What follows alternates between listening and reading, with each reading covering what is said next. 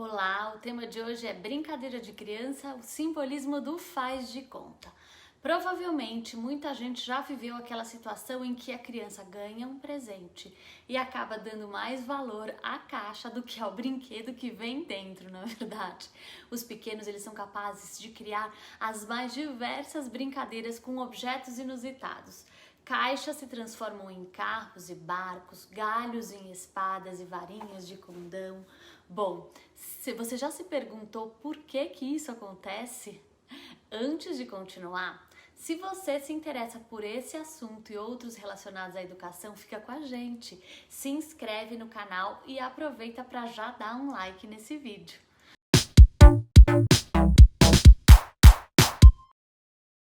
Vamos lá? Bom, por que será que a criança se interessa tanto pelos objetos inusitados? A criança tem uma capacidade enorme de imaginar e criar brincadeiras com o que possui disponível no momento e mistura isso com as referências que tem do mundo que a cerca. Essa capacidade da criança de pegar qualquer objeto como um símbolo para representar situações é chamada de jogo simbólico, o famoso jogo do faz de conta. O psicólogo suíço e filósofo Jean Piaget estudou profundamente e classificou a evolução dos jogos simbólicos e, com base na teoria desse autor, nesse vídeo a gente vai mostrar a importância desses jogos para o desenvolvimento da criatividade das crianças. Piaget possui um trabalho pioneiro em relação ao desenvolvimento infantil e realizou vários estudos sobre o raciocínio das crianças que impactaram as áreas da psicologia e da educação. A base da sua teoria quebrou o pensamento tradicional de que a criança possui uma mente vazia e precisa ser preenchida com conhecimento externo, de fora para dentro. Para o autor, as crianças são capazes de construir conhecimento, testando as suas próprias teorias sobre o mundo. Nas fases descritas por Piaget para o jogo simbólico, grosso modo, é possível perceber como a criança vai aprimorando o faz de conta. A evolução descrita pelo autor é minuciosa, portanto, aqui nos cabe trazer apenas alguns exemplos desse longo processo para que as mães, os pais, os interessados em educação possam compreender o assunto com um pouco mais de profundidade. Tá bom? Vamos lá? Em primeiro lugar, vamos entender a evolução do jogo simbólico, tá?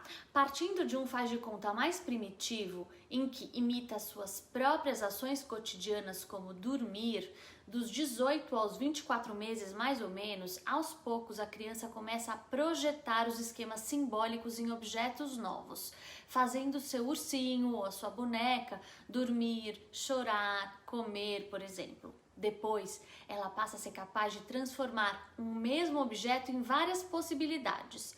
Um cilindro de papelão, daqueles que sobram quando acaba o papel higiênico ou papel toalha, pode ser uma luneta, em seguida uma varinha e, num piscar de olhos, transformar-se em um foguete. A capacidade dos pequenos de imaginar é linda de se ver, não é, gente? Bom, assim, o desenvolvimento do jogo simbólico continua agregando a imitação do que é visto ao redor a muitas combinações, envolvendo a recriação da realidade e a invenção de seres imaginários. Em uma fase seguinte, dos 4 aos 7 anos mais ou menos, o jogo simbólico continua sendo muito importante e visível, mas passa a ser mais próximo do real, trazendo cenas ordenadas e o diálogo com ideias continuadas que chegam a ser narrativas com início, meio e fim. As brincadeiras passam a ser compostas por materiais como berços e fogões, os temas são simbólicos, mas os detalhes do jogo são muito próximos à realidade e as brincadeiras começam a incluir várias crianças que exercem diferentes papéis. Já na fase que vai dos 7 aos 12 anos, mais ou menos, o simbolismo vai declinando e dando espaço ao jogo de regras. O jogo simbólico que persiste nessa fase é muito ligado aos interesses pessoais de cada criança e é bem organizado, sequencial e pode ser ligado à construção e ao trabalho manual também. E vocês devem estar perguntando, né? Qual que é então o papel dos adultos, né? nisso tudo. Uma coisa muito importante de ser ressaltada é que o jogo simbólico só aparece no faz de conta espontâneo. A partir do momento em que os adultos interferem, propondo algum tipo de direcionamento, por exemplo, um teatro, a brincadeira deixa de ser considerada um jogo simbólico. Entretanto, isso não significa que os adultos não possam fazer nada para promover o faz de conta. Preparar os espaços propícios para que a brincadeira aconteça e brincar junto em alguns momentos, como parte integrante, é muito importante. Inclusive, é possível instigar a imaginação das crianças para que elas aproveitem ao máximo essa capacidade de simbolizar, que é tão importante, né, gente? Incrementar o faz de conta com brinquedos adequados que propiciam a interação, como mini cozinhas ou até uma cozinha de terra, comidinhas de feltro, de madeira, panelinhas, pode ser muito interessante. Existe uma fase em que as crianças usam materiais mais próximos à realidade no jogo simbólico. Além disso, existem materiais não estruturados, que são chamados em inglês de open-ended, que quer dizer em aberto. Vocês já ouviram isso? É que eles servem exatamente para aguçar a imaginação e, consequentemente, desenvolver a criatividade. Vimos que as crianças menores fazem isso com muita naturalidade, mas é possível incentivar a continuidade do uso da imaginação nas crianças maiores por meio do uso desse tipo de material. Os materiais aos quais nos referimos são caixas de papelão, tecidos que podem se transformar em fantasias e cabanas, blocos de madeira para construção, pedras, galhos, entre outros. É importante a gente ressaltar aqui o papel do adulto garantindo a segurança na hora da escolha e do uso do material, supervisionando a brincadeira, tá bom, gente? Além de propiciar os espaços para que a brincadeira aconteça, o que os adultos precisam ter em mente é que no jogo simbólico, a construção das regras da brincadeira é feita pelas crianças e durante o ato de brincar.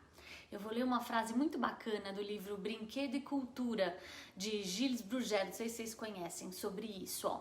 Não existe jogo sem regra. Contudo, é preciso ver que a regra não é a lei, nem mesmo a regra social que foi imposta de fora. Uma regra da brincadeira só tem valor se for aceita por todos aqueles que brincam e só vale durante a brincadeira. Ela pode ser transformada por um acordo entre os que brincam. No jogo de faz de conta, a criança experimenta diferentes papéis e comportamentos novos. No faz de conta, a criança cria regras, enredos, novos brinquedos, novas possibilidades de se relacionar. Eis onde mora o mais genuíno processo de criação. Bom, agora a reflexão final. Habilidades tão importantes nos dias de hoje como a criatividade, resolução de problemas, podem ser nutridas. O jogo simbólico é tão tradicional e tão parte da infância, precisa ter espaço garantido na vida das crianças. Ele acontece espontaneamente? Como vimos agora, sim, desde que a criança tenha tempo livre para brincar. Então é isso, né, gente? Bora deixar a criançada brincar? É isso aí. Deixe os comentários de vocês sobre isso, se vocês gostaram do vídeo, se vocês se interessam por esse assunto, se vocês passaram por alguma situação que eu falei aqui, como que vocês observam o desenvolvimento da brincadeira das crianças com quem vocês convivem, com as quais vocês convivem. E até o próximo vídeo. Tchau, tchau!